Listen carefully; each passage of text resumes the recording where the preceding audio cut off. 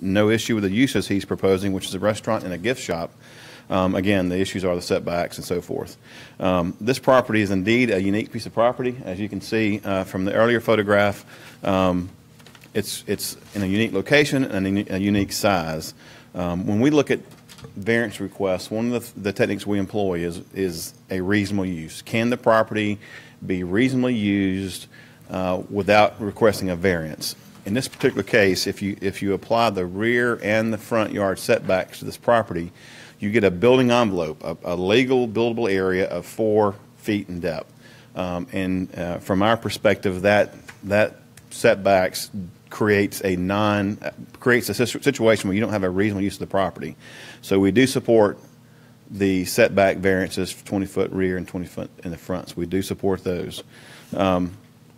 As far as the parking goes, as you know, this property fronts on the municipal pier, on the municipal park property. There's a building there now that has used the public parking there. We're not comfortable with taking up more public parking. What we have suggested as part of the parking variance, and one of the conditions we have proposed, is that any parking that this generates, and we won't know until he actually has his building plans ready, we won't know how many spaces that will generate. We estimate between 4 and 5. But what we are suggesting and recommending is that whatever that parking is, if it's 4 or 5 spaces, that he make up for that by adding new spaces at the pier location area. And we've been speaking with the Public Works Director, Richard Johnson. We were out there this afternoon looking at that area, and what we're suggesting that compensatory parking be made prior to CO, where at a location that we pick by the Public Works Director, and the cost will be incurred by the applicant tonight.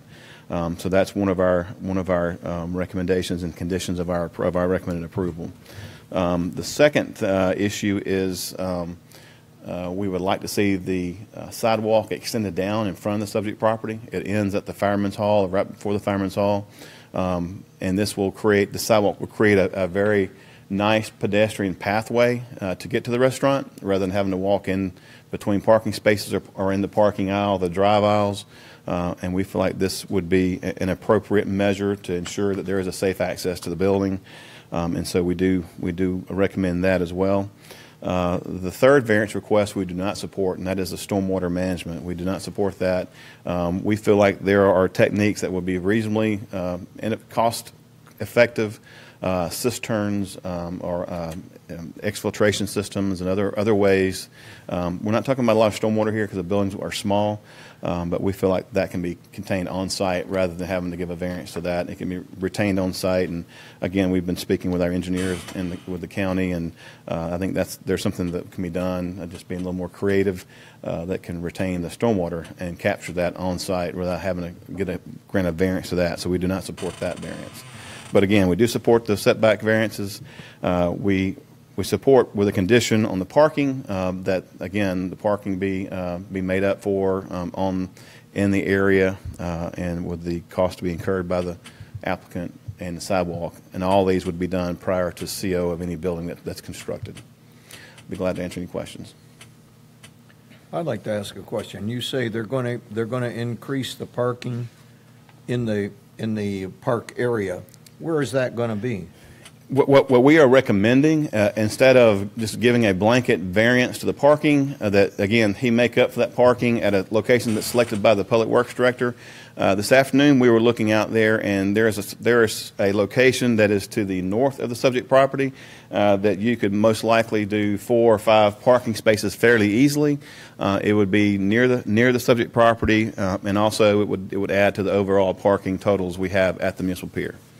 So we would try to locate that as close as we can to the subject property. And who pays for that? What we are recommending is that the applicant pay for that, because the development will generate parking. He will generate parking, and we have public parking there. We don't feel like that it's appropriate for that parking to be, I guess, for the city to have to bear the parking depletion from the restaurant. And again, I think this can be done fairly economically to add some asphalt and some parking bumpers and things of that nature.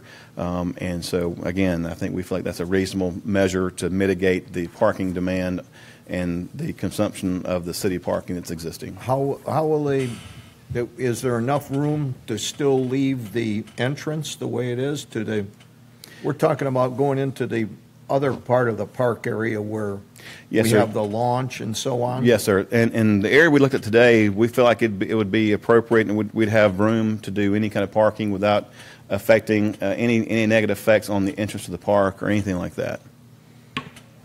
We're not going to have to modify the entrance. No, sir, I don't believe so. And the parking is, I think the demand would be, that this would generate would be minimal, maybe 4 to 5 parking spaces, what we estimate. For a restaurant? Yes, sir. Based How on, big is this restaurant going to be? again, we don't have the plans yet, but the area, this is a small piece of property. You can't do a whole lot with it because it's very, very small. Yeah, that's where I was confused, because it says one space for 4 seats, up to 52 seats. I mean, if he had 52 people in there, isn't that 13 spots?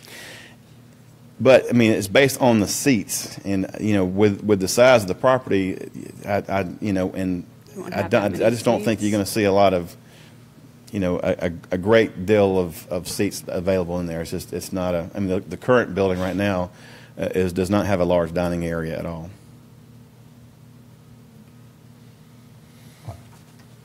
I have a question, Mr. Chairman. If he constructs a sidewalk, would he do that on the city's property or on his property? It'd be on the city's property. And he has enough Right. room to do that? This property, you really can't tell from the photographs, but there's actually a gap between the curb of the parking. Right. There is probably about a 5-foot gap between the curb and where his property begins. It's not. So it's a It good doesn't place abut to it. put it.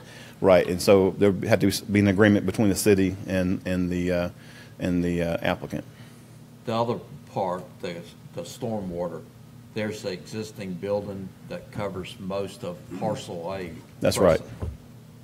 But wouldn't he get a benefit in the stormwater because of that impervious area? I don't believe, and Mr. Pope's here tonight, I don't believe that building is proposed to be altered at all. This is the property next to it. There's Okay. there's parcel A where the building is, and parcel B, which is the property next to that building. I got it. And we approved this, it's going to be a 0 front and a 0 rear. That's right. But bear in mind, there is a buffer area between the curb and where his property begins. Right. Now, the rear of the property, isn't that at the toe of the bluff? It is. And I think the current building, if you look at the current building, it is on the setback line as well. And there's a retaining wall on the backside? I believe there is. Mr. Pope could probably speak more of that than I can. Haven't been out to the building and looked behind it in several months, but I believe there is some sort of retaining wall or some sort of barrier there. So I've got a question. So on the back of it, if he builds all the way to the back of the bluff and he has to service his building, how would he'd have to come on city property or?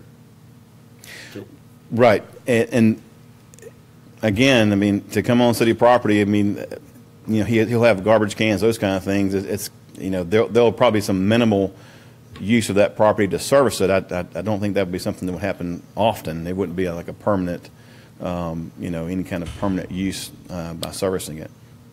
But the back of the property abuts the bluff area. Right.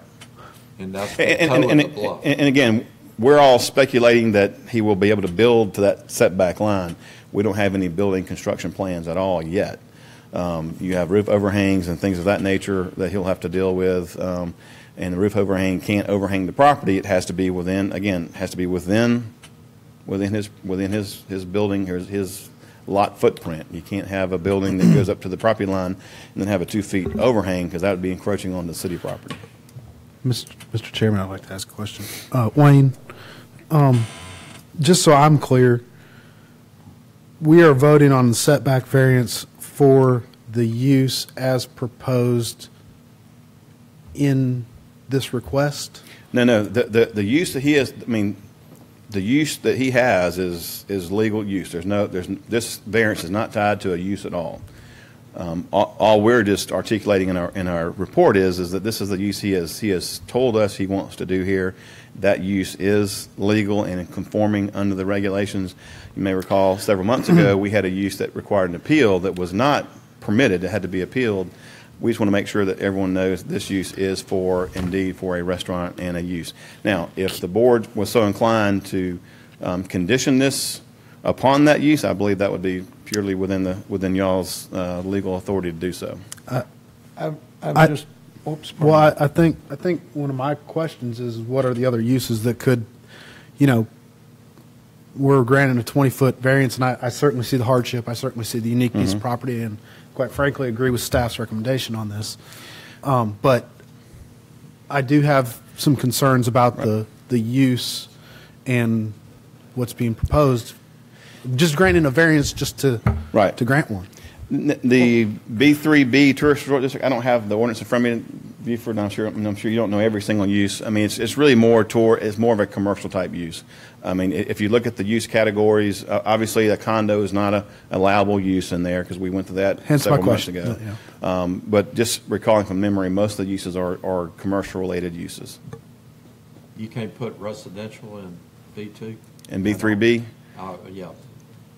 That's something we have to go back and look at. I'm pretty sure you can. That's one of my questions. If we're granting this variance, and then all of a sudden he comes in and I can put 90 feet. I can put 4.5 units, 20 feet wide or 19 feet wide, and run 4 or 5 townhomes through there. All of a sudden we've got townhomes built on that, and that wasn't what was portrayed. Right, and I wish I had a witness from me. I don't believe townhomes are allowed in the B3B. I don't recall seeing that. There's a residential part in. Yeah, if it may be single family. That's not uncommon to see single family uses allowed in commercial, but the townhome, and I know with the condos we went through this. I think the townhomes were not allowed. I don't think the condos are allowed. Now, again, if that's a concern of the board, I think it'd be totally appropriate to condition the variance upon the use being a retail and gift shop or a restaurant as he has proposed. Yeah, that really, and that would alleviate any kind of concern or what may or may not happen in the future, because once the variance is granted, again, it runs with the property indefinitely to whomever buys it. Correct. Our future buyers or whomever. Right. He could sell the property tomorrow if we didn't condition it. Certainly. And it would, I know people that would love to do something like that. Or he may build it. He could put a restaurant there, and then 10 years from now, somebody else do something else. Right. With it. Now, Mr. Pope, I'm sure he'll do what he says. He's been upfront about this the whole time, so I don't have a concern about that. But I mean, over time, it does create concerns. Sure. Wayne, the property to the left of him, he had a variance on that property also at one time. He had a rear setback variance that was granted back in the mid-'90s, I believe it was. But there was no front. No. Just a rear setback. And what was that rear setback? I think it was a 0-foot setback in the rear, I believe. Now, the building that's there now, I believe if you see from the photography and from the survey that's included in your report, I believe that building goes back to the front setback and the back setback, the rear setback and the front setback. That was built there, I'm assuming sometime in the early 90s or mid-90s. I'm not sure exactly the exact date. I wasn't here then, obviously. Looks like the building that's all set, there's some kind of concrete slab on the back side to the retaining wall. Right. But the building itself is not.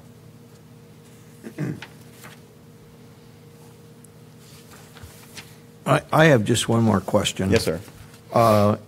If we allow this building to go in place, what does the fire department think? Now we have a little building there now that's just a very small restaurant. Everything's going to be facing toward the bay, so nobody's going to be looking at the bluff.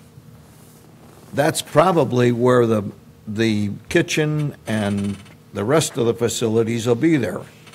Now, that's the place where fires start. Has the fire department made any comment about closing off the access there? Now, if this is approved and as it goes forward, he'll have to meet the building code, which has a fire prevention component in the building code. So there are certain building code requirements for kitchens and firewalls and those kind of things. We don't bring the fire department in on this round because we do have regulations that are existing for building construction that has a fire prevention element to that. So if this were to be approved and as he goes forward, obviously all those codes regarding fire prevention, fire protection, would have to be complied with, and they're pretty strenuous when you talk about fire codes and all those issues of that nature. But we typically don't include the fire department unless it's something with access or something like that. But with this, with it being a restaurant, he'll have to comply with all those building code requirements, which does include again some fire protection components. And we're not talking about the place that has down by the Bay Cafe. We're talking about the lot next door to it. Is that correct? Well, this variance is for the parcel. For the whole parcel. For the whole parcel. So, and there's some question about we mentioned a minute ago about the variance was issued back several years ago. There's some question whether that variance was ever recorded. As you may know, in our ordinance, we say you have to record your variance or it becomes null and void after a period of time. We cannot find where that had been recorded, and so there's a question about whether it was still in place or not. To clear up that issue, we went ahead and included that parcel and that property along with this request tonight. But at one time it was approved, his variance. Yes, according to the minutes we have, yes, it was approved. The letter from Mr. Pope, or this one that they just passed out, says they to build a 3-story, 4-unit residential structure. And just exactly. That's not from Mr. Pope. That was that's from someone else. Yes, application. Yeah, but isn't he appealing it for that?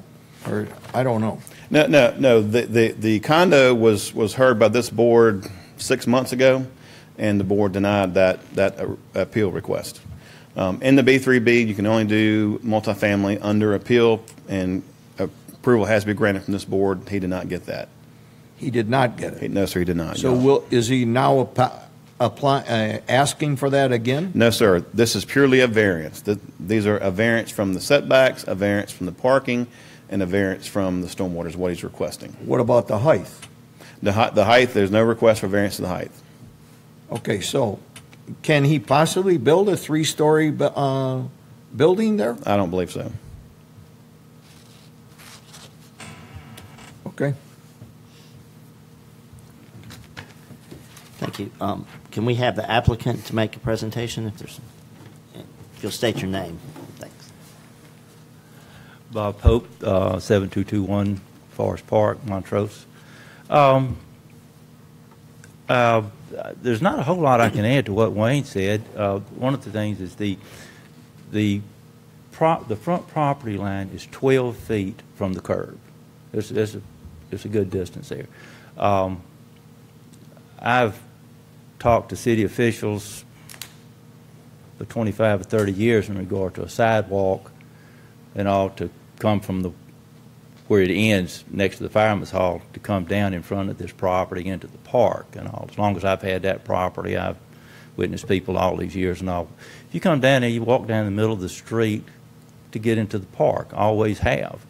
Even on the other side, there's the sidewalk sort of turns back and loops back to the drive. It doesn't turn and go into the park area. There's not a sidewalk. If you're going to the park, you're walking in the street to do it, but it's when I've talked with the city officials through these probably 35 years or something, I brought it up to Nick's one time, brought it up to Mayor Cant one time, and it just sort of went away.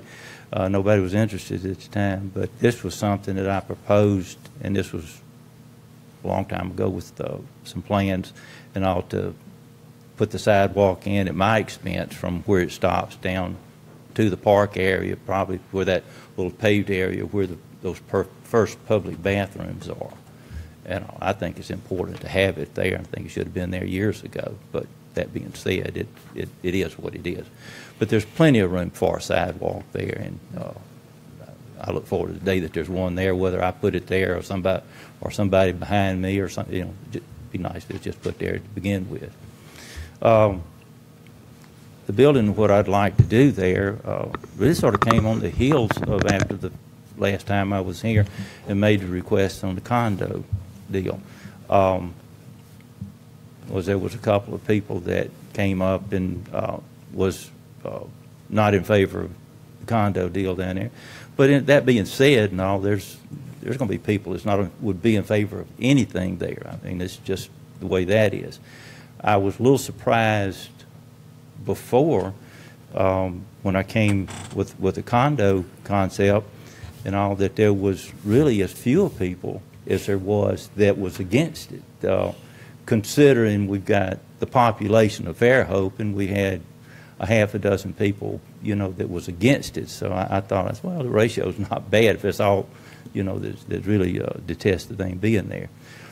But this, for the most part, I've actually, the lady, I don't remember what her name was and all, that was here that had the people that had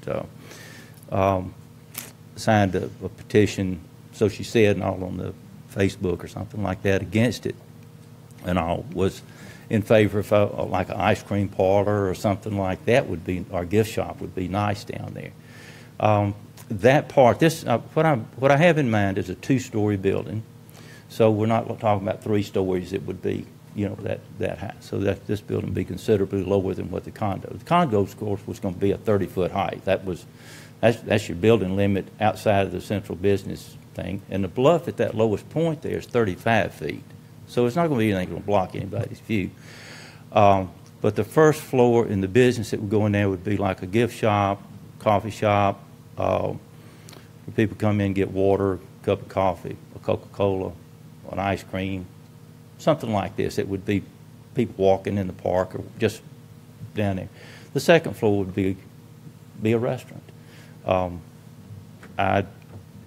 Chances are with that footprint, you're looking at half the square footage of the restaurant it's going to take the kitchen and storage area, both freezers, refrigerators, dry storage, and all that. I won't know how many seats it'll be until an architect draws up a proposal, and you know, when we look at that and just see how it's going to unfold. But as the thing goes in the back, and all, you ask about the retainer wall. It's really sort of a retainer wall because it was built there and it's just sort of there and all. But according to the folks and all with the guy with Donnie something with the historical, with the museum, and with Mike Arnold with Fairhope Single Tax, and myself and all, if you look at it, this really is sort of a combination of brick and mortar and whatever. And we all pretty much came to the conclusion that this was actually the back foundation of the old Fairhope ice plant that was there. Have no idea how deep it goes or whatever. What I have in mind to do, if I'm granted this, is to take it out but prior to taking it out, have an engineered retainer wall that would be dug down to whatever is appropriate, whatever the engineer says it needs to be done, come down a substantial footing, and it be a poured, reinforced concrete wall that will indeed be a retainer wall. So in that regard, I think that will be an improvement to what is there regardless. That back part from there up is, I know the lady that had the little restaurant there, managed it for like 22 years. They just battled the kudzu. I mean, every year you go back there and all, because it was just coming over the back of the building until they, you know, get it back there and cut it. So that the kudzu is going to be there when, if nothing else. But as far as any other thing, I mean, I just be glad y'all just ask whatever questions you have, and I'll tell you what I have in mind. But like I say, as far as the thing goes, the design of it, I'm hoping I can, build something there. I'm hoping I can build something that'll be attractive. And a little bit like some of the places that's been built in downtown, I'm hoping that after it is there and weathered a little bit, people who've never been here, they'll come down, they'll look at it, and it won't be like, well, it's just been built. It look like something that sort of fits there. And it'll be of a good use down there. I mean, there's a restaurant on one side of the park, and they get to use the parking that's out there. I used it for 42 years, and it never was an issue, other than it's a little bit, it's a little bit like downtown, and I know this will be no exception. We'd be out there some Friday and Saturday nights, and you think, we ought to be busier than this. And then people come in and say, well, ain't a place to park out there. And I'd have half a restaurant full of folks. And other times, it's just sort of who gets there first. And so this is going to be sort of the situation there. It'll just be the battle for parking places, I guess, if depending on what we do. But what Wayne brought up about as far as them finding another place for, increased parking area or something there, I have no objections to that. That's the first I've heard of. But I don't have any issues with if coming up with some more alternative parking areas down there and putting that in as well. We could use some more parking down there, especially on weekend days and such. I only have one other question with regard to the restaurant and the building and so on. Mm-hmm. And that is, when the vendors come by to service it, will they be able to service it? In other words, will they just park in front of the building and go through it? Or are they going to be able to go around back and service from the back? No, there's no going around it. I mean, if it was that, I'd probably have somebody want to put something there with a drive-through or something on it. No, it goes back to the unique deal. It backs up against the bluff, and it doesn't. Where the property ends, it doesn't actually back into the bluff, and it's not like the bluff just comes down and you just step around the back and it's just this. It sort of meanders back. It's not a behind that building in that area. There, as we speak, there's not any signs of erosion or anything from that top side.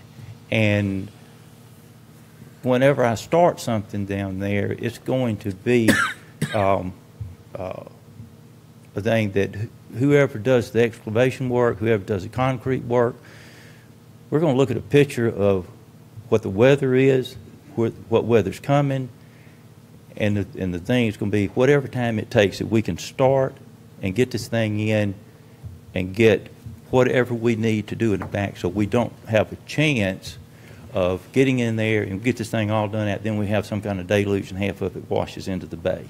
That's something if we're going to have to look and have a week or two that's forecast to be dry weather, and this is typically in the early part of the summer. We can pretty much count on that, some of these things. So, but that's going to be some of the things. I know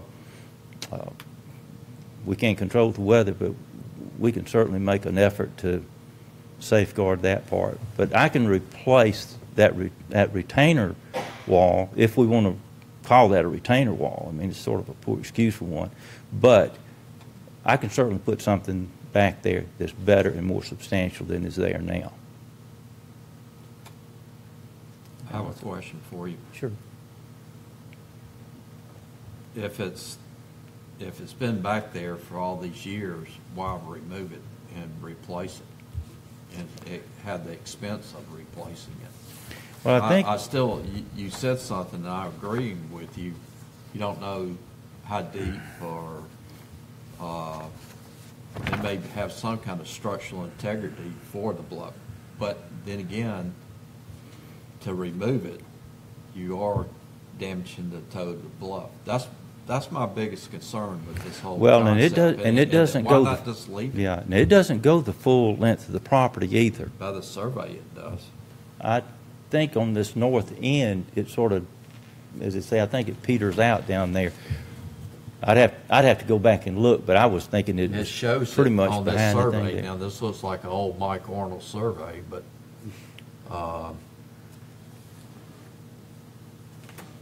it shows it. Mike, then again, why are you removing it? I mean, this is the issue I have, and I had it when you were talking about the condos.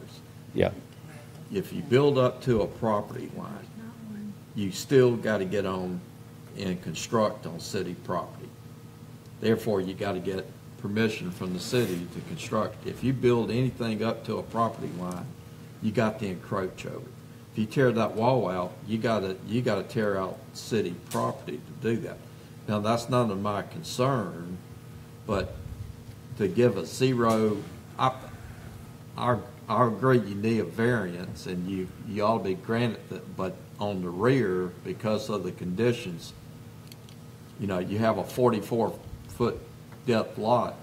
Why not have a 4-foot setback, keep the retaining wall if necessary? I mean, that's going to be between you and the city, Well, but to build right up a building up to a rear property line where it is, I just got a problem Yeah. with that. and my thing is, if we came off that back and we were looking at the bluff going up like this, I'd have the reservations that you do, but it really I know, I think sort of a gentle thing what back. it does, but then Oh, again, and- it's to toe the bluff. And I'm just believing that, that retaining wall, it's not that high that it's been tested against anything. It's not like it's, at some places there has been dirt that's washed over it, sand that's washed off the surface in the back and all. Obviously, to build the building I want to build, I want a substantial building. I don't want to build something I'm worried about if we get a big rain, it's going to cave in the back or have water coming through the wall. So the thing is, I'm pretty comfortable you don't build a building that way, That- but to get to Yeah. that point. and I think it would be beneficial, for the city as well, for me to take that out and put in a substantial wall there. And of course, it's going to be filled back on the city side to match that up as well. It's not going to be just dug out and then what's on the other side left off. And really, when you get to this, just the size of the lot itself, it's really like anybody building anything downtown. Which is I know the central district is a whole different animal, but there's just the back of the building is going to be as maintenance free as I can make it. The sides of the building will be as maintenance free as I can make that, because if in this zoning you can build from sideline to sideline, so if I build from sideline to sideline, then I can't do anything on the side without standing on city property there. On the front of the building, it's the same thing. I'll have to get off a sidewalk or something to do anything on the front of the building. It's just the way the property is. And it's sort of like if you get downtown and somebody's got a building there and somebody's got a building over here and they need to work on their building, do a roof or something, well, they end up getting on somebody else's roof sort of to do that. It's just sort of something that, comes to the territory. The only thing we can do is just be conscientious of what we're doing and try to, contain it. Now, the thing is, too, as far as the setback goes, in my understanding, there's one thing of building, where the building will start and stop. The other thing is, consider, I'm going to have air conditioning. If there's freezers and coolers, there's got to be compressors to operate those. And I can't build a building on the property line and then put the compressors and all over on city property.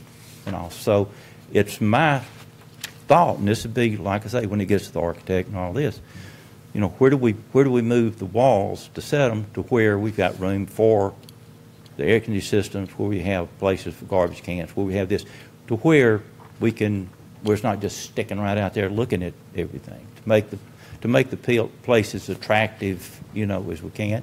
And I plan to do, landscaping around it, and some of that landscaping to be on city property if they allow me to try to make their enhance theirs with shrubbery or whatever we need to do in that regard. So, but I'm more than happy to work with, whatever departments that this, comes on to do whatever they deem fit that I need to do to make this an attractive and, welcome project.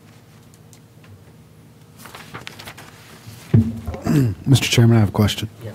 Mr. Pope, Yeah. will you be willing to restrict the variance based on the use of the property, based on the request of the use Yeah. to the restaurant and gift shop as you, if you were to be granted that variance? Yeah, everything it would be, sort of encumber, that the thing. What in a B3B, in uses, you can have an elementary school, secondary school, a library. You can have a general store. You can have professional offices. You can have a hotel or motel. You can't have a bed and breakfast, but you can have a hotel or motel. And a restaurant and bar. Those are the uses in a B3B. And do have so a full don't have a list. plan. What? I do have a full list if Yeah. the board would like for me to. And also, but no, right now the plan is a restaurant, gift shop, ice cream, But everything. It would all be, But- tourist deal. Yeah, but this variance perpetual. But you What's the residential use, Emily? Single family, two family, mixed use. so this variance request, you would be willing to restrict the variance to only a restaurant and retail use? Sure. Okay, thank you. My question about that is that if you have a restaurant upstairs and then kind of a foot traffic downstairs, that pretty much, but if you sell it to someone, can then they make it all into one big restaurant? And then it becomes double Yes. capacity of Yes. what he originally had? Yes. Okay. I would also tell you that from the parking standards, when you start changing the uses, and if you grant a variance based on the parking standards, them making up for that somewhere else, if they were to go ahead and change that use to something that's more intense, that would still come back to play, so they would have to, again, comply with that. I mean, even if it's 5 years from now, that should something that we would be looking at, so. Okay, okay. Wayne, I've got a question. So on the rear setback, if we don't give them to the very back of the property, and like John said, make him come off 4 feet from the back, can he put his compressors on that 4-foot distance? Yeah, any kind of equipment like that, I think, could go in there. Roof structure would not be allowed, but any kind of utilities and those kind of things. Right. Now, I will tell you, the city is constructing a garbage collection bin, kind of to the north of this property for the Shucks restaurant as well, to get it away from the pier entrance, and so there'll be a dumpster there that would be close by. About 10 or 20 feet. Is I there put anybody? fans there to blow that away. Okay. Thank you, Mr. Pope. I'd now like to open the public portion of the meeting, if there's anyone that would like to speak against it or for it. If you'll state your name and address for us, thank you. I apologize, I didn't bring an easel. You all know the area. I'll refer to this in a moment. I can hold it up for you to illustrate a couple of points I'd like to make. My name is John Manellis. I live at 104 White Avenue in Fairhope. Apologize for reading this, but I think some of the points that I'd like to emphasize. John, this is yours that you gave. It us, is, and right? I handed that out to each, hopefully each one of you have it. On September 18th, 2017, the Board of Adjustments and Appeals, by unanimous vote, denied the appeal of Mr. Pope to build a 3-story, 4-unit residential structure adjacent to the Fairhope Pier Bluff. The primary reason cited for the denial was that the proposed multifamily condos exceeded the density allowed under its B3B Tourist Resort Commercial District designation, as well as the maximum allowable height.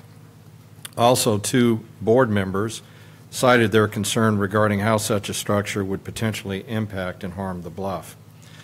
My appeal to each of you board members is that although Mr. Pope has resubmitted for a proposed structure being 2-story restaurant and gift shop, The resulting impact to the bluff would remain virtually the same, both in potential harm and to the overall enjoyment by the public of large of its beauty and the surrounding park and pier complex.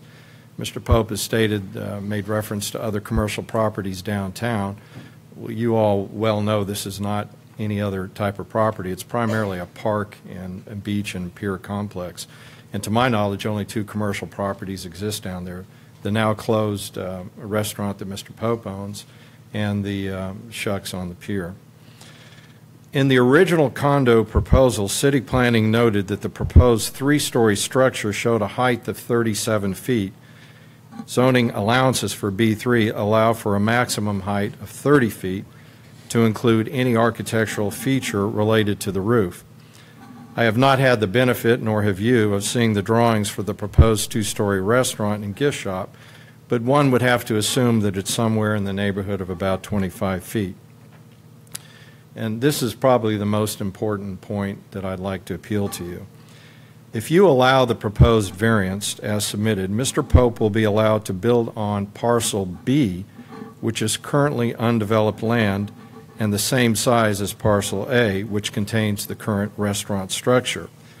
So to be clear, your approval will allow Mr. Pope and any future owner to, in effect, double the existing structure in width and add another story to both parcel A and B, in essence, potentially creating an overall structure 4 times the size of what's currently there. Even if it doesn't exceed the 30 feet, it's still a substantial impact to the bluff. And the reason I had this blown up is, I apologize, it's certainly not to any particular scale. Looks good. But you see where the restaurant is there. Mr. Pope owns property the same width to about here. And although this is taking a little bit of an angle, it's going to cover substantially most of the bluff. That's what you would see if Mr. Pope or any future owner would be allowed to use it according to the variance, not only to the width, but certainly to the height. As Mr. Pope stated, I think he said the bluff is roughly 35 feet, somewhere there. So you can do your mental imaging as to what you think will remain of the actual view of the bluff from the pier and from the park areas. Mr. Chairman, I'll conclude here in a second, but I do have a couple other points I'd like for you to consider. My 3 minutes of time does not allow me to go into the history of this property in any detail, but county record shows that the current structure restaurant was built on parcel A in 1960. There is a record that in 1995, Mr. Pope sought a rear variance to this already built structure, which was presumably in violation of the rear and front setback at that time. His request was approved, but according to city planning, never officially recorded. There is no record of a variance being approved for the front setback of 20 feet, which the current structure is presumably in violation. Mr. Pope should be allowed to use his existing structure as is, which has been there for the last 58 years. I'm sure he bought this property with every expectation of using the existing structure. The Board of Adjustments is allowed to grant relief if it would not cause substantial detriment to the public good. I respectfully submit that you're granting this appeal for a 2-story structure and setback variance to the property lines of parcel A and B would in fact do so. So, give legal status to Mr. Pope's existing structure and allow the proposed variance to the front and back setback with the restriction that he cannot exceed the current 1-story in height. If you allow a variance to the front and rear setbacks to parcel B as well, please consider what doubling and possibly quadrupling the current physical structure will do to the surrounding area. The public owns the bluff and the surrounding parks and pier, not Mr. Pope or any future owner. You are our representatives. Please protect our interest. The thousands of people that visit and enjoy our bluff and parks and pier are counting on you. Thank you very much. Thank you, thank you.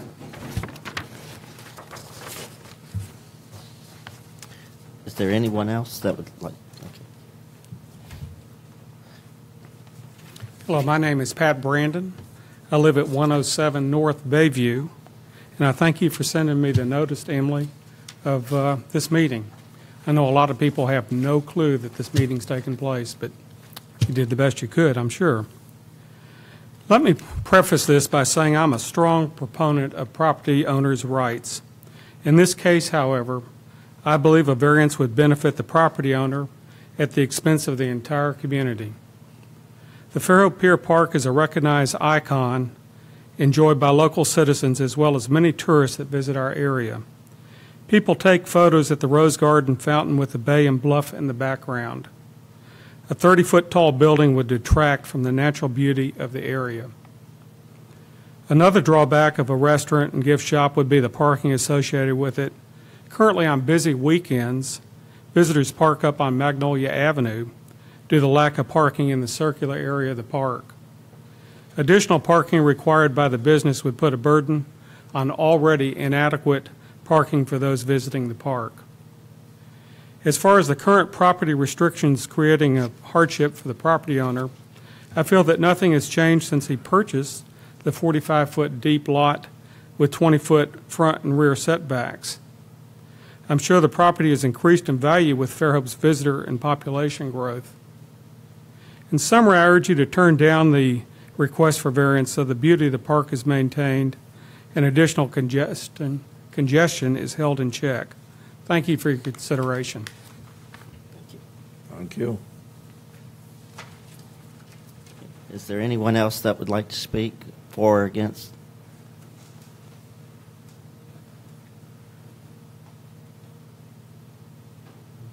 Ma'am, did you want to speak? Okay.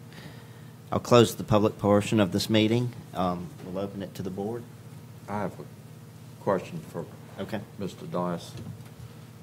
Yes, sir. Hasn't the height requirements changed recently? The only place we've increased the heights is in downtown and the CBD, which this is not a part of. It's 30 feet as it is right now. To 30 feet to where? To the midpoint of the roof. Yes.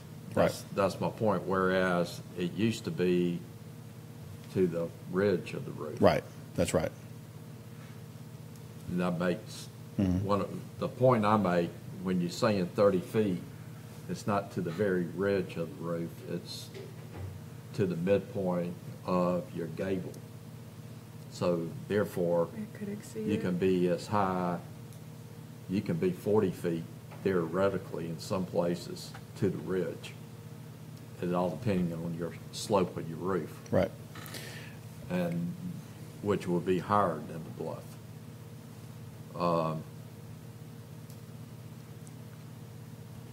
If I could, I want to, was brought up a minute ago, I want to make something clear that we view this as two parcels, two legal lots of record, parcel A, parcel B.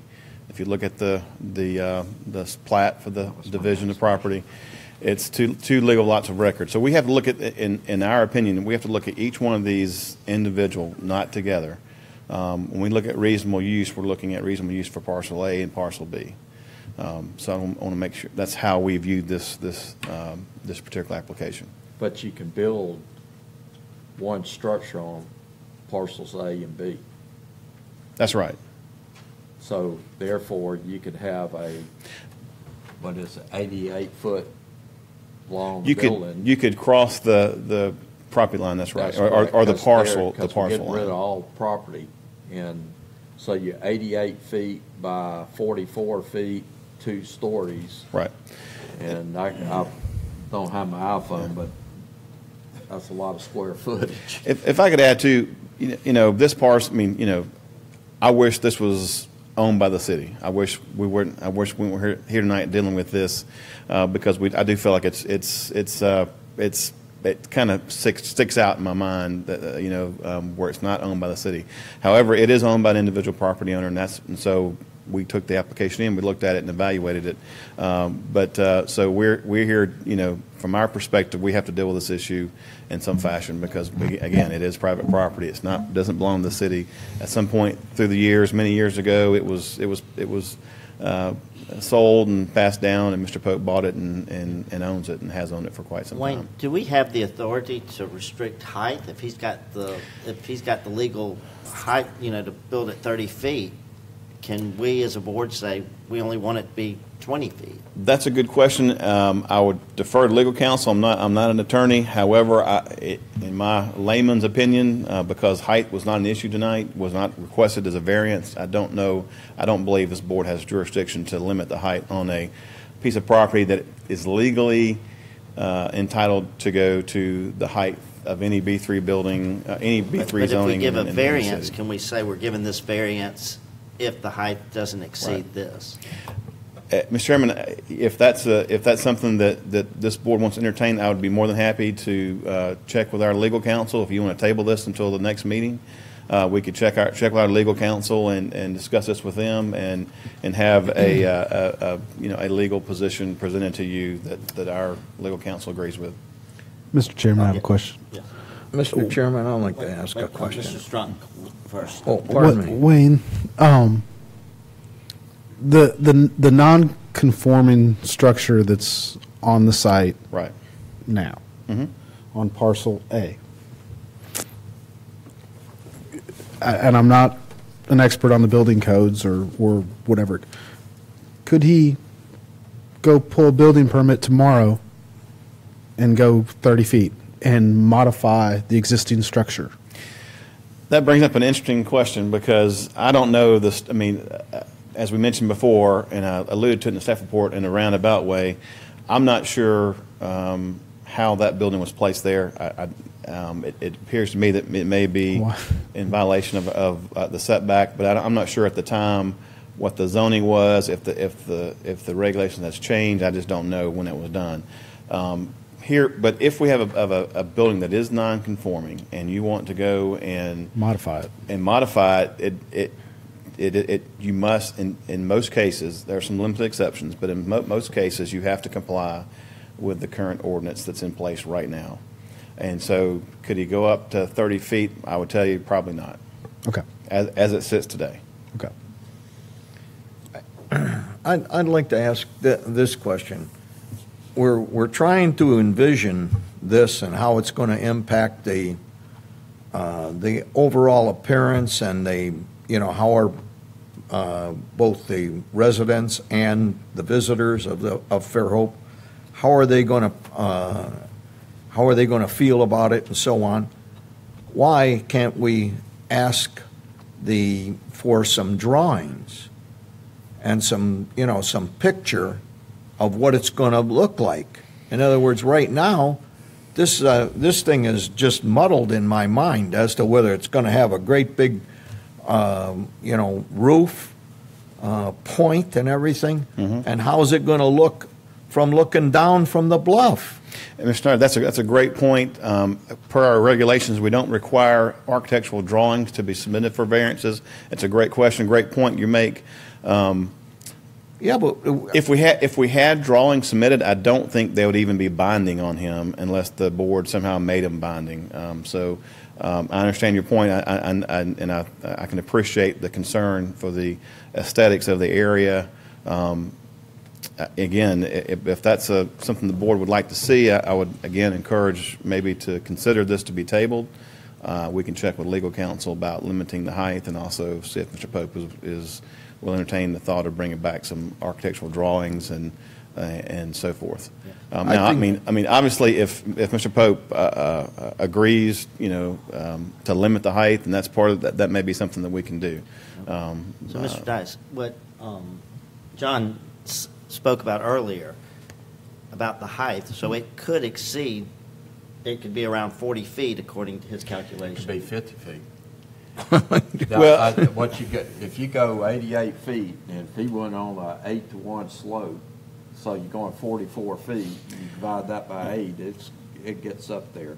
now let me. Get that iPhone, Mr. Avery. I don't have my iPhone. I'm lost. But now, bear in mind when you have roofs like this, you have the wind loading that comes into place. That's usually not going to be I That's understand. going, that's probably not I mean, I wouldn't expect to see that. I mean, You it can sounds, also- it sounds dramatic, but I don't think it's going to You happen. get another habitable floor in there too. Yeah. By road pitches. I'm very versed in that. Yeah.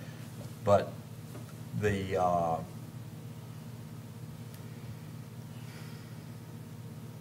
I'm just looking at the picture. I've really got to hang up with this. And I can tell you that, Wayne, you know, all the years, I'm in the business of land development. Mm-hmm. I'm a true property rights person. I've been up here fighting for that myself, but, you know, for the gentleman said something that just hit me right between the eyes, is the public good. Mm-hmm.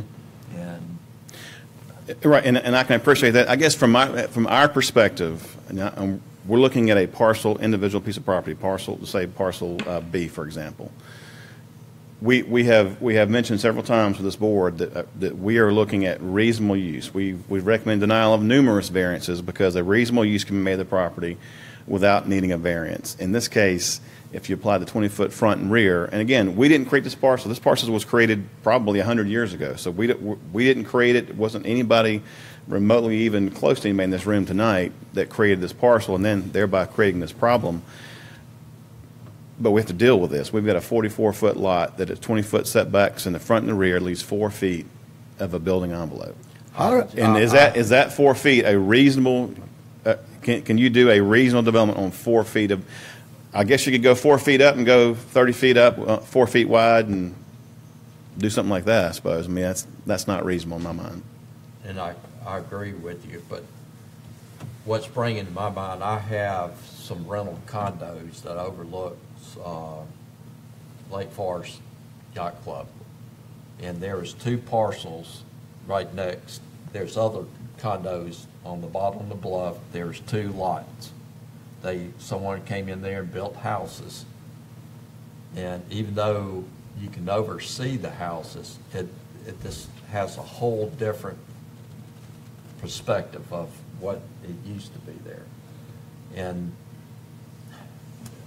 that's what I'm envisioning here. Mm-hmm. You know, when they're building, and I knew it's going to happen, and I said, well, they have a God-given right to that.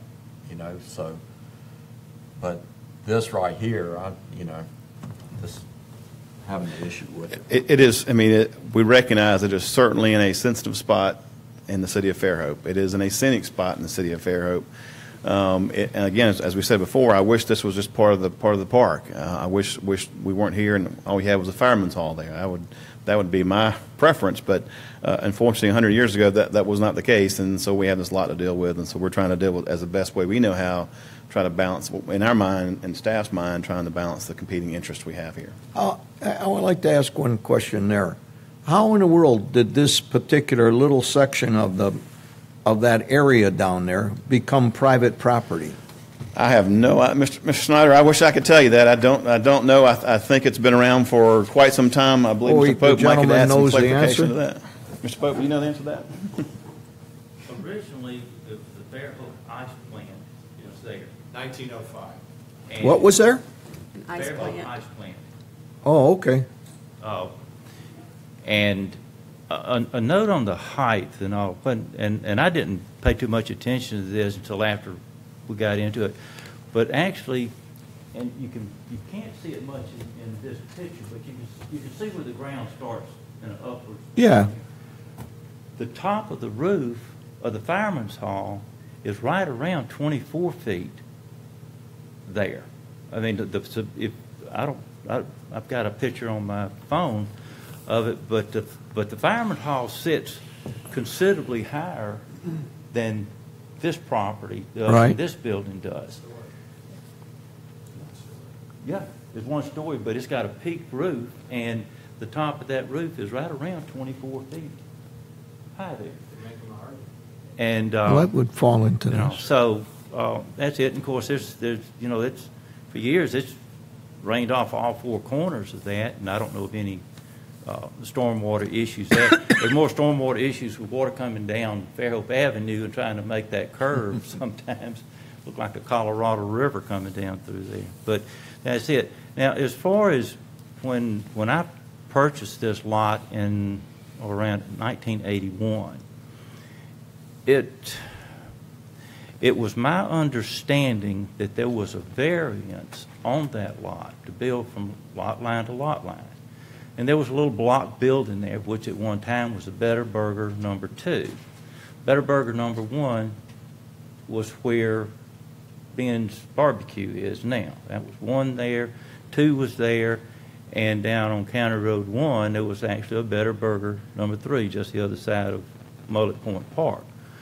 Now, when the building that's there was a building that was down on 32 that was at one time Ruff's Barbecue, and all this belonged to Mr. Babe Wilson, and he approached me about moving the building there, and for a restaurant. So, and we did moved it down Mobile Avenue and down and put it in place. And when I went for the building permit to do it, there was no issue. Certainly, it was at a time that Fairhope obviously wasn't nearly as sensitive about building as it is now. But I came in, and then when I came back to do something else, I wanted to add on to it on the north side, and they said, well, the thing is now that when you have a variance, when you build on the property, regardless of whether you build to the lines or whatever as the variance noted, once you build anything there, you've punched that ticket. And if you want to come back and build something else, then you've got to reapply there. And I did reapply, and I was turned down then for not any particular reason other than they said I didn't have a hardship, which is sort of the thing now. I mean, it's just sort of in the eye of the beholder. But as the thing goes, the lot and whatever, it's always been commercial. It's always been something. There's been a guy used to have a Hobie Cat dealership there. What kind? There's windsurfers. Hobie Cat. Hobie Cat. Hobie Cat. Hobie Okay. Cats. Kayak. Yeah, I know. And what then there you're was some talking people that there was selling, had a windsurfer business, so windsurfers there. I had a little Did you have buildings there? Arcade there. Yeah. Oh, same building. No, that was the old building, not the okay. building that's there now. But, it was my understanding then that there was this, various from lot line to lot line. Now, I could find it, in the records or anything that that exists. Today, I couldn't tell you whether it exists or not. But it's not in any recorded form that I can find. But the thing is, with when I was on the last time I was granted the variance on that, and this is just not for argument or any whatever sake. I think it's just sort of an interesting thing. When you look at the application, it gives you these little blocks and all, like it draws down like you're going to the races or something, elimination deal. And it gets down to the bottom there, and if your request is denied, you have 15 days to make an appeal to the court, whatever, of that decision. On the other side, it says you're approved. There's nothing there. There's nothing there that says you have 365 days. It doesn't. The ordinance is not mentioned over there. It's just, if you're granted, you're just granted. And no one has told me then or any time up until I came back to do something there, it was like, well, did you have this recorded? And didn't know I was supposed to. And, I mean, nobody said anything to me about it. So I didn't know that it had to be recorded. It was certainly in minutes that it was granted by the Board of Adjustments. That was for the front setback. Now, this was when Christopher Baker was in Twain's position. And when we did that, and all. Christopher spoke much as Wayne has here.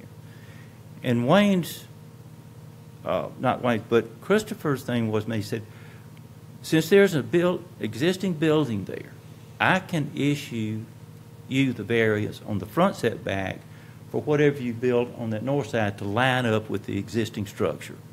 And around town, I know it's been done there where if somebody built a house, to line it up with the houses on the street or businesses where they would line up to where everything was in balance or something. Right.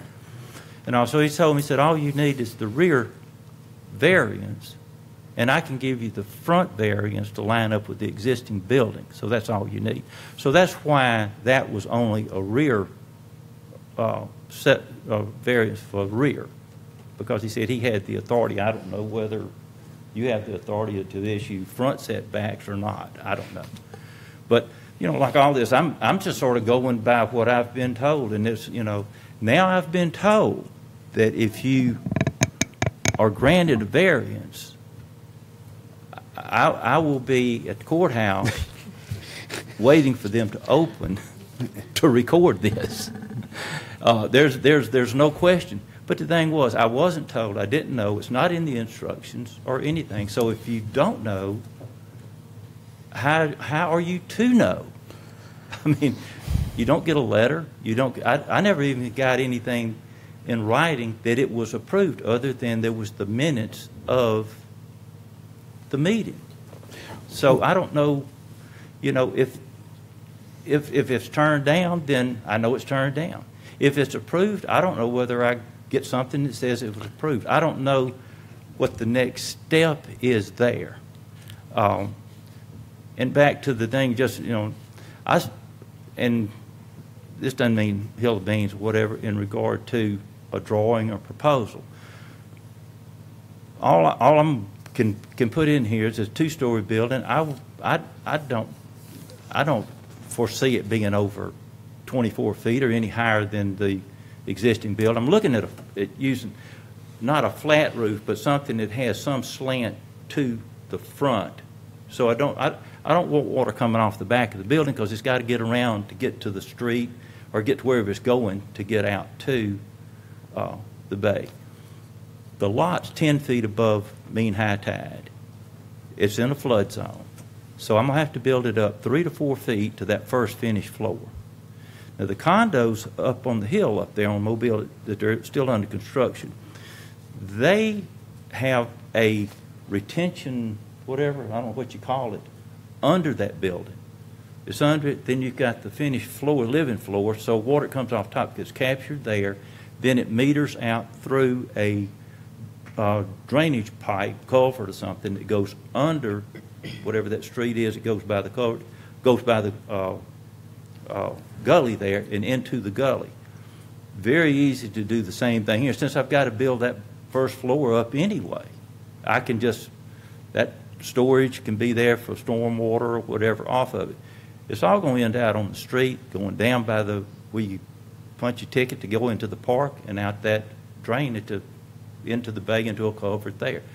I'm not really passing anybody's property, and there's already, you go down there on any given rainy day today, and you can watch the water come off Fairhope Avenue and around the corner and that way. So what I'm going to add to there is going to be minimal compared to what is there. But, you know, the condos is the thing, you know, in that part, I spent a substantial amount for preliminary plans and did everything that I could, my presentation, everything I could to try to, the only thing with the drawings was, and Wayne, when he did his introduction on the thing, the drawing projected a 37-foot high building, and that was with the decorative stuff on the top that would shield air conditioning or something like this. But at the time, I knew then, and I told the architect then, I said, there's only there's a 30-foot height limit. This thing can't be over 30 feet high. And at that time, this was just changed on this height deal. At that time, this was 30 feet to the high point. This wasn't some formula based on if your roof is this pitch, it's halfway or something. This was to the high point. So I had in mind, and I could see where it wouldn't be an issue is keeping the condo deal under 30 feet. There's only going to be an 8-foot space for the parking area, which the parking would be contained under it. 4 units at the top. I mean, it's going to be absolute minimal impact. Wasn't going to be any fireplaces. There wasn't going to be barbecue grills out on the decks. That was going to be part of the covenants on the thing. So with that being shot down, I'm back to, well, what can I use it for? And as far as things go, the closest to anything and the most of anything that seems to be the most accepted by some of the people that were here before and all, and is the thing of a ice cream, this sort of public, restaurant, ice cream, coffee shop, gift shop, whatever, something in that area. It's not my first choice. I still roll back to the thing that the condos would be the best, but I'm at y'all's mercy. I mean, it's just whatever y'all come up with and grant or don't grant. But it's like so many other things. I can't tell you if I do this and I'm there 10 years, 15 years, I don't know how long I'm going to live at that point. I don't know what somebody's going to do when I come back in there. I don't know what's going to take place there 100 years from now or what. The only thing that I'm reasonably sure of, whether I do it or somebody else does it, something's going there. And I have just as I don't have any more of an idea of what that would be than y'all do. The thing is that if I build something there, I'm going to build something that I perceive as nice. And if it's a restaurant, it's certainly usable because people are going to be eating. And if you sell drinks and Cokes and water and coffee, there's going to be people coming in to buy that stuff. And then that's the thing, that you got sales tax revenue to come to the city off of that. The restaurant on the pier, I did that 42 years, and I never had any issues out there personally. I never had people complaining about anything out there. It's to me anyway. So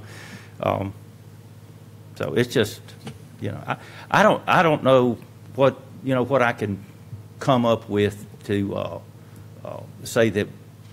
I don't think there's anything I can say or do that can satisfy all the questions of what's down there. I'm as good as the rest of y'all are as predicting what's going to take place down there 10, 15, 20, 25 years from now. It's just anybody's guess. And we get another Katrina's come through, there may not be nothing left down there. Well, it sounds to me like you spent a lot of time on this and had quite a few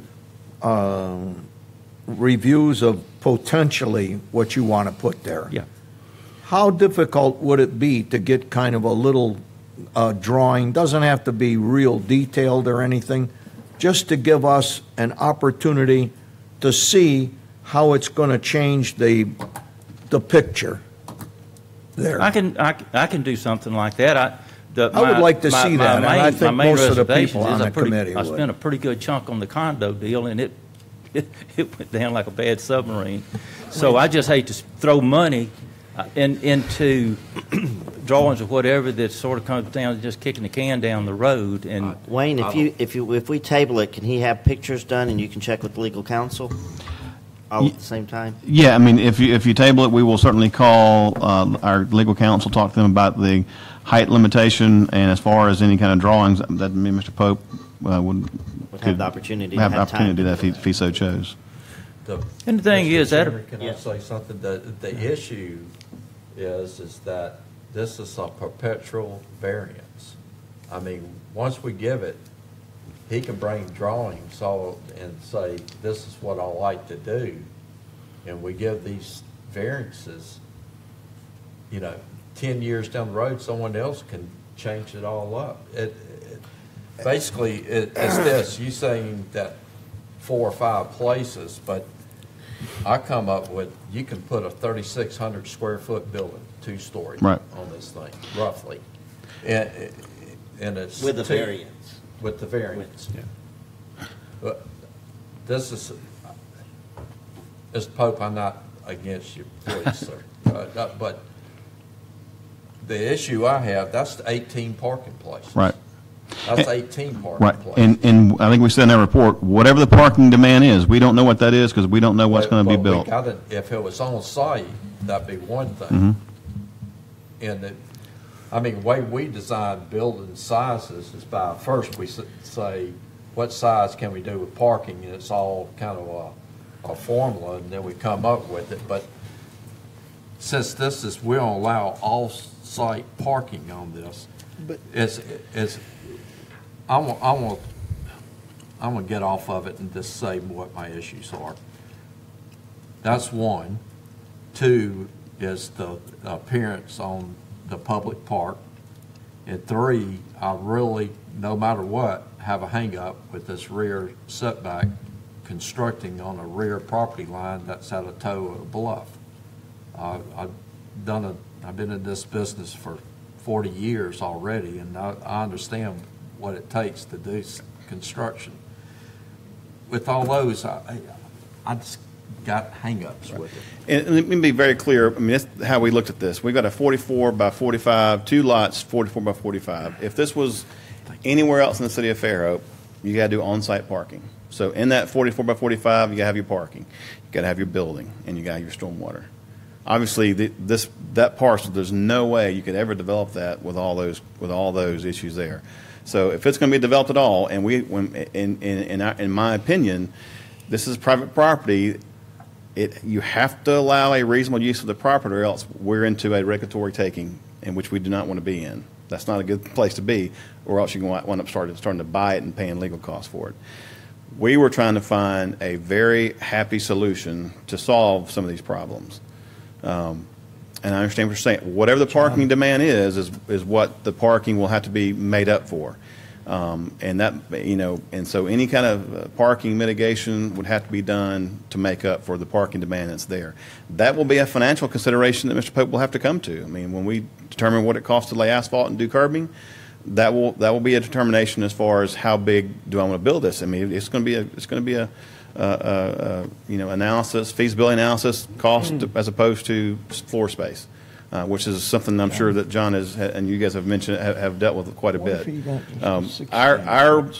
When we looked at this, we are merely trying to find a happy median to allow this property to be developed in some reasonable fashion. The height, I share the concerns with the height because that is very important down at the pier, because the aesthetics of this area is very, very important to us. And we will certainly, if this is tabled, we will certainly go and talk to legal counsel and find out about can you, as part of this variance, condition it upon a certain height?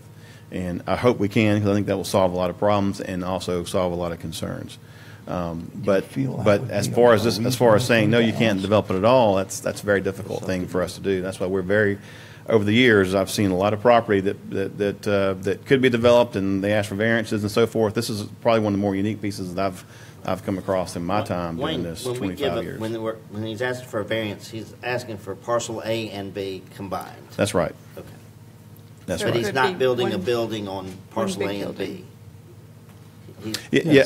I believe he is So proposing. you're tearing down the existing buildings? But bear in mind that don't get too hung up on the existing buildings, because this variance runs with the land.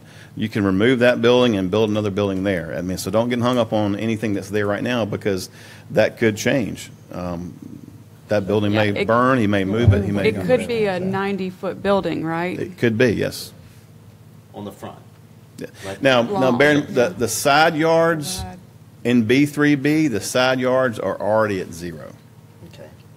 So he can go to the right and left of it already. By right as it is right now. So right now, if you applied just the setbacks only, you've got a 4-foot wide building area that is, 90 feet long? So and that would be by right. If we're trying to shrink his building, we can shrink it by the variance to the front and back. But the width you cannot. But the width we cannot. Because in our ordinance, and I think it's been this way for many, many years, it's already at 0 on the side. So when you talk about width, this variance has nothing to do with width. It's about the depth in front. But Mr. Chairman, if the board so chooses, we'll be more than happy to contact legal counsel if this is tabled and discuss the height issue and find out what are our legal rights as far as this board's authority to limit height as part of a condition to a variance. Wayne, could he come back with another application? If he gets denied, he has the right to come back. That's correct. Just like he did Right. this time. And let me speak to real quick about the recording of the variance. That's, in my experience, it's pretty unique, but it is in our ordinance. It's a little bit buried in the ordinance, but it does say you have to record that variance. I'm not sure how often that occurs, and I have listened to Mr. Pope, and we hope to be amending our application to include that in there, and also we're going to mention it at these meetings that you have to record the variance if you do receive one, because that can be misleading. The person getting the variance doesn't know that, and it's not really fair Right. to It's the them. same with the county Yeah. when you get an exception, you know, what do you call it? It's not a variance. You know what I'm talking about when you get two parcels of land, you do a property line move. Yeah, If you don't, lot line notice adjustment. most people don't record it. Yeah. Right.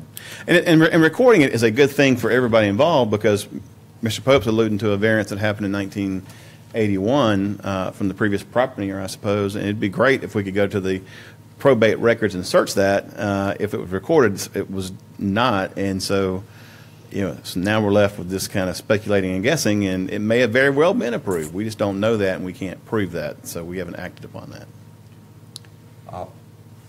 Mr. Chairman, Go ahead. I'd like to make a motion, please. Okay. I'd like to make a motion to deny this application.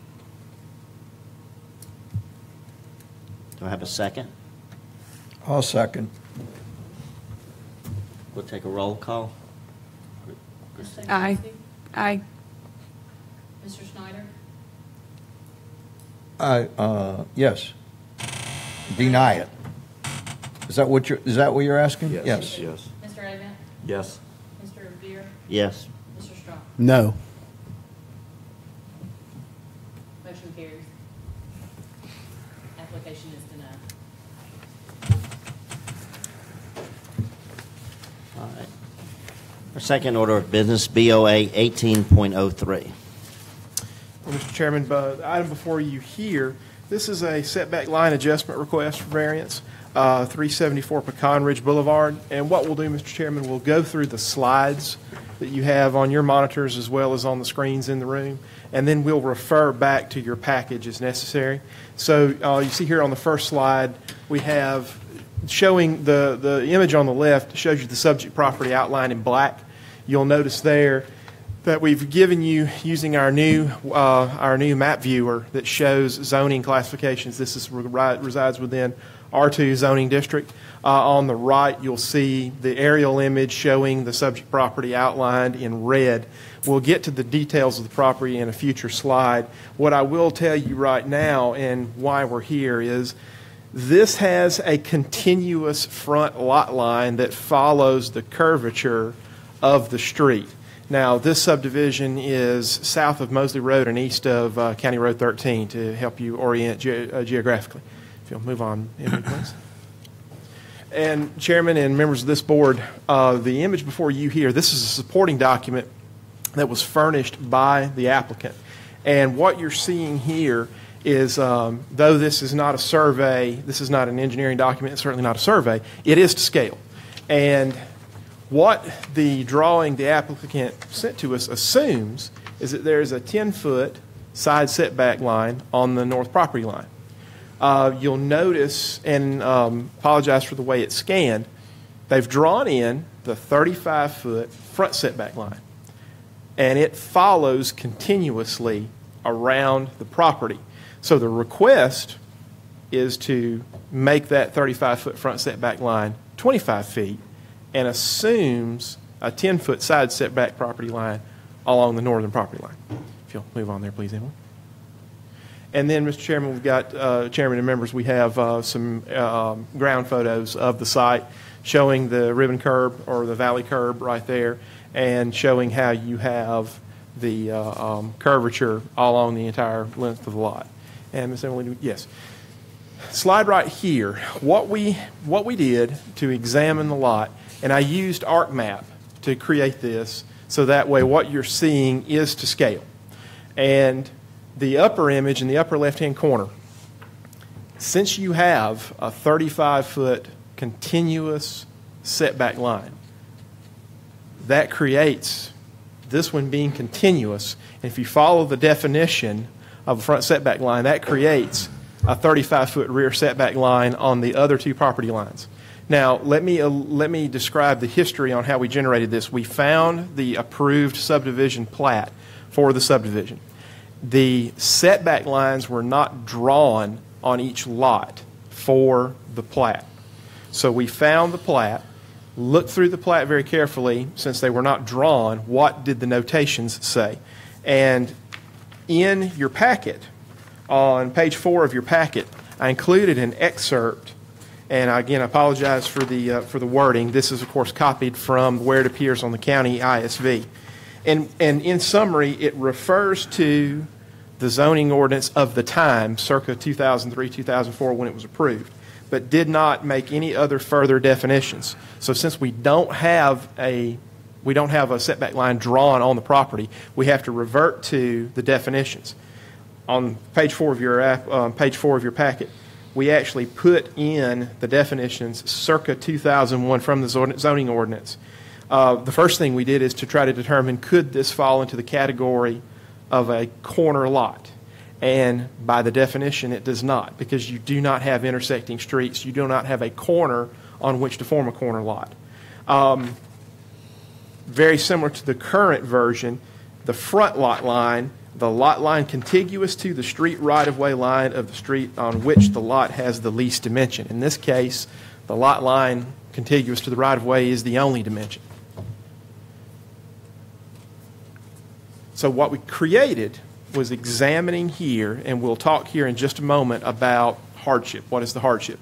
And so if you look at the image in the lower right-hand corner, if you have 35-foot continuous front setback line, a 35-foot rear setback line on the east side, and the 10-foot side setback line that is contemplated by the supporting document that we were given by the applicant.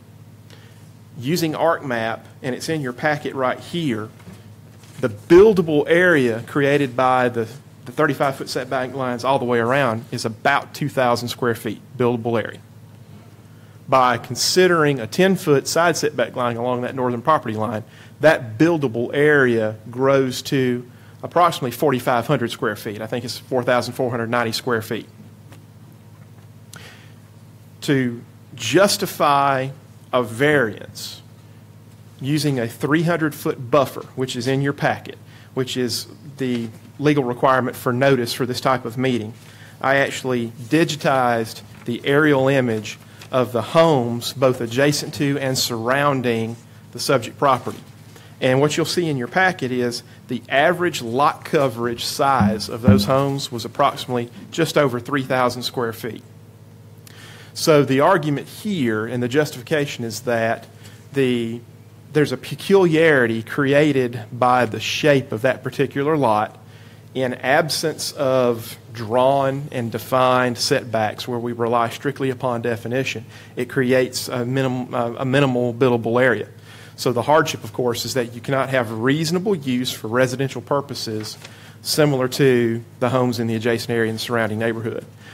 By creating the setbacks shown in the lower right-hand corner image, that grows to about 4,490 square feet.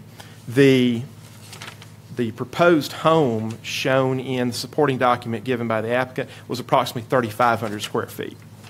So the summary, Mr. Chairman and members, is the recommendation is to approve a variance to allow the 10-foot side setback on that northern property line. Not supporting a 25-foot setback on the front property, on the front lot line, on the front setback line, but to allow the 10-foot on the northern property line right there.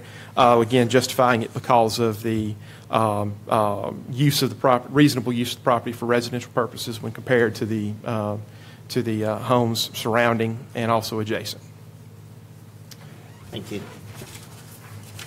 I'd like to open this to the public portion. And, Mr. Chairman, we do have the applicant here. Or the applicant, please.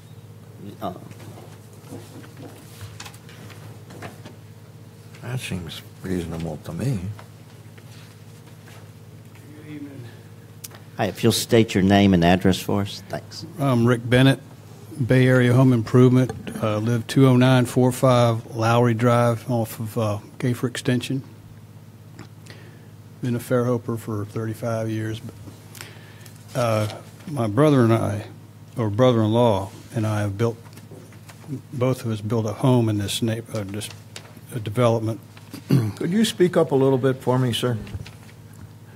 My brother-in-law and I both have built a home in this development and would like to build one that is the same footprint as the one down the street. When he bought the property years ago, he didn't look at the setbacks. He just looked at the size of the lot and assumed that it was a corner. And I have always, as a builder, thought with R2, R1, that there was always 10 foot on an adjacent property besides, so I just assumed without, and you know where that gets you. In any case, the staff has very leniently extended that request for variance, or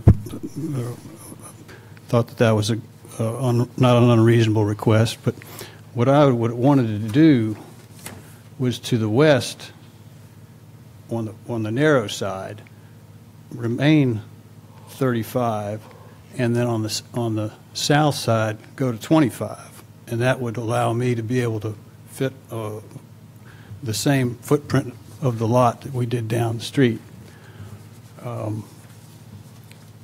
It's sort of hard for me to imagine, being that it is a corner and it has an arc rather than a corner as opposed to an arc.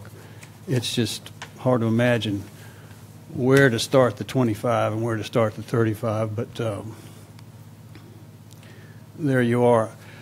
I'm assuming that no one in the immediate area has taken issue with it, and what we propose to do would be to improve the property and the development, and really it's just a simple request, and whatever you guys decide to do is what we'll do. If we have to go buy it and get another blueprint, that's what we'll do.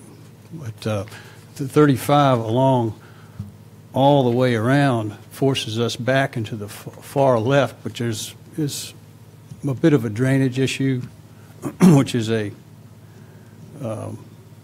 wouldn't consider it a hardship, but it just puts it drives us back into the far left and back to where the house is considerably far off the road. Trying to think of what else.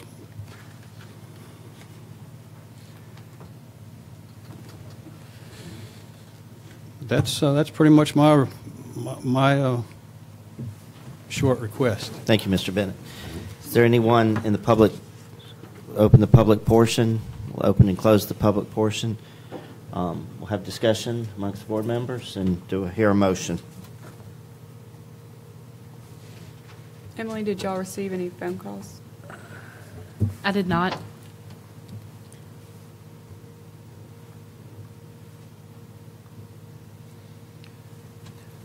If the variance were to just use the 10-foot setback along the whole side, why wouldn't that satisfy what you want to do? The type of house. Huh? The house that we were, it would not be, it would overextend into the setback. It wouldn't comply with the 35 foot. It would probably 5 or so feet over. So I'm requesting an extra 10 foot on the south side so that it would be able to fit. Will this impede the view that the person living next door will have? I don't think so. Won't he be set back 35 feet? he's asking for, he's keeping that 35 here. This will all still be lined up if this was a true projection. Right here, I'd still have the 35. Here, Oh, I see, okay. 25. Okay, I misunderstood that. It's been a confusing thing to me, too. Down at the other side, well, it's all set, that's all right. Do I hear a motion on the floor? I'll make a motion to accept the variance. Is that staff recommendation or the request? Staff recommend, oh, I'm sorry. Staff recommendation or the request? Or the request from the applicant? Staff was 25. I mean, his. Mr. Chairman, will you allow Buford to go over that Sure. recommendation Just again make and sure, and yeah. the original request and staff's recommendation? Yes, sir. So, Mr. Chairman, first of all, let's utilizing the drawing we have before you right now. That is the supporting document given to us by the applicant, and so their request is, in addition to observing the 10-foot side setback line along the north property line, in addition to that, reduce the front setback line from 35 feet to 25 feet. So you see the outline of the house right now, the 35-foot setback line cutting through it, the 25-foot setback line not cutting through it. That is their request. Staff's request is for the 10-foot setback line along the north property line. That is staff's request and staff's recommendation to the board. So does the builder have a problem with your recommendation? I will defer that to the applicant, Yes. Mr. Chairman. With his, well, he's looking at. Come to the microphone, sir. Yeah, please. Can't hear him recording. What staff is doing is telling you what they found as far as record. I assumed the 10-foot was already there because of what our two 10-foot neighbor buffer is. But with the 35 all the way around the west and the south side, I can't build the home that I built down the street. That's basically what I'm trying to do, is put the same house with a different raised detail on the front. So if I were to be given the 10-foot, which I assume we already had, and they've said that it would be all right in their eyes, and I'm also requesting a 25-foot instead of 35 on the long area of the lot, which would, so the house would face west. And basically the main reason we're trying to do is use that same footprint of the house up there, and this 35 foot all the way around the curve won't allow me to build that home. If it had been a corner, which it's not, it would be 20 on the long side and 35 across the front. I think I may be wrong, but in any case, that's the main reason I'm asking for the variance is so I can build this house on this lot. Mr. Chairman, I have a question for staff, please. On this sketch, or this GIS image, lot, and I think Mr. Avent was alluding to it, but lot 50.016, directly behind it. It is offset. It has a different right-of-way width there. What is the setback on the southernmost side of that property line? And Mr. Chairman, that is, and answering Mr. Strick's question, that is actually in a different subdivision. That is in a different subdivision, and I apologize, I can't tell you right now. It's 20 feet. It is. Thank you, Emily. Thank you. So if, I don't know what the offset is, but if he maintained his 25 feet, wouldn't his house still line up sort of, with the house behind it. That's where I'm going with that. That's exactly.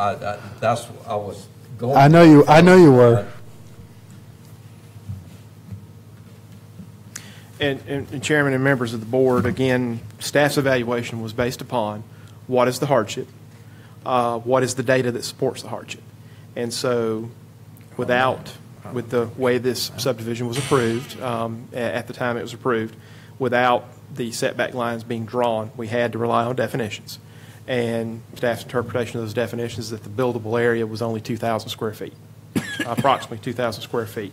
By utilizing one of the setback lines contemplated by the supporting document that we received, that increased that buildable area to almost 4,500 square feet, which we believe to be the shape of the house, the orientation of the house is not necessarily germane to this evaluation, but what is and our hardship is. And so by granting that, which we believe is allowable when you compare the other homes in the surrounding neighborhood, they have now they would have 4,490 square feet on which to build a home, which is much more reasonable than the 2,000 square feet that it would have been with 35-foot setbacks all around. So, and a follow-up to that, Buford, is since it is in another different neighborhood, are there different? Is one of the right-of-way widths 40 and 150, or? And I will confess that we did not examine it in that great detail because the request before us was sure.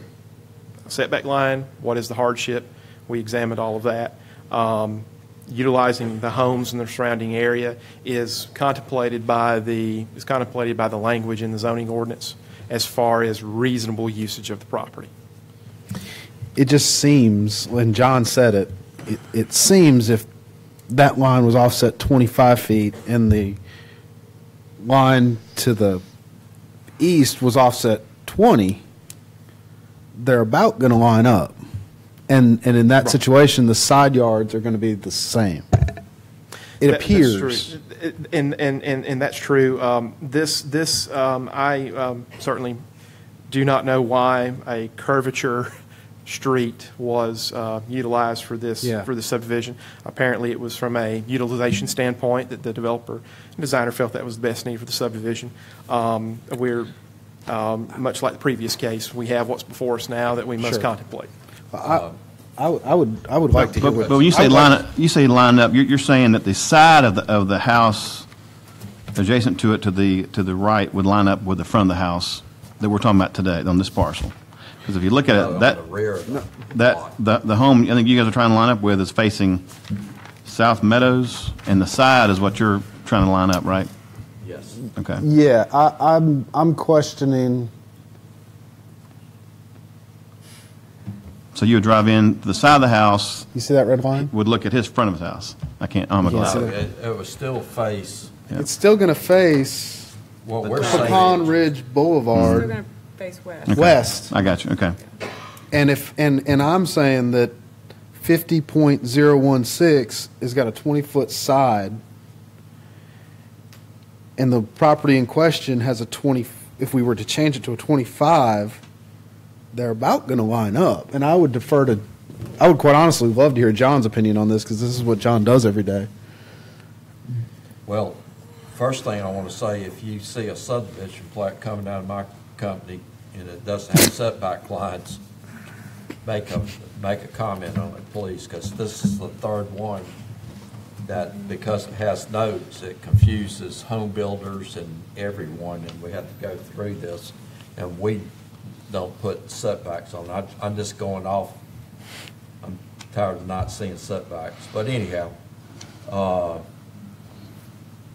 I still would think, Troy, that house would be staggered more towards the south. Okay. It wouldn't line up. Okay.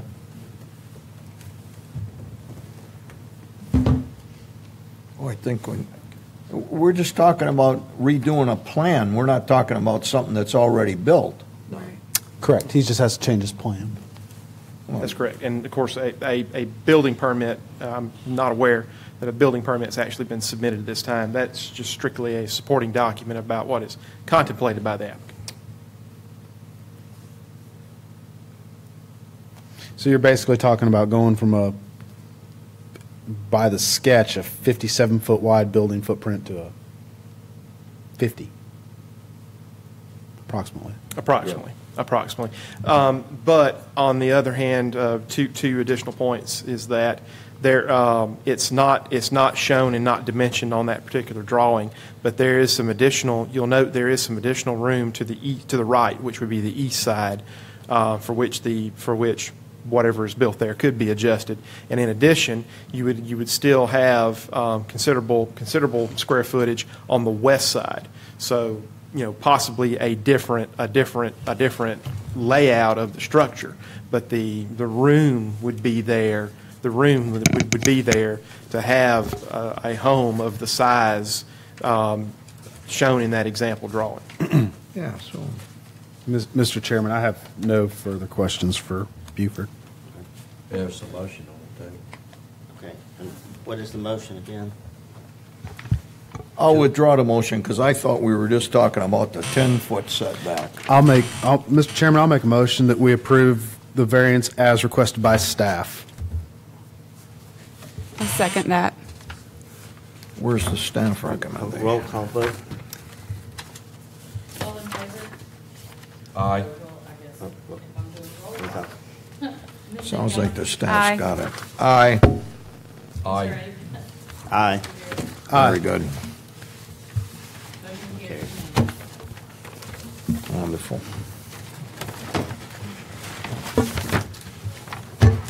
I have a question before we, on Mr. Pope's proposal.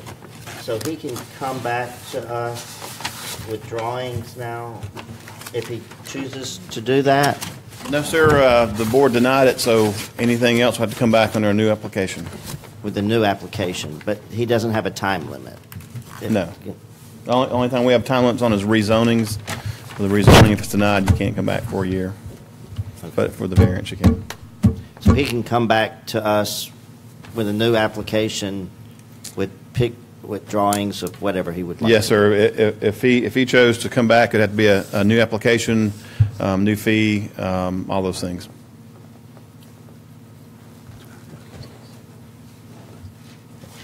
Is there any old business New. or any new business? We do have new business. In your packet, you received a new agenda schedule for meeting dates. Did anyone find any conflicts? No, ma'am. Can I get a motion to approve, please? I'll make motion to approve the. Second. All in favor? Aye. All opposed? Motion carries. Motion to adjourn. Second. Aye. Aye. Aye, aye, aye.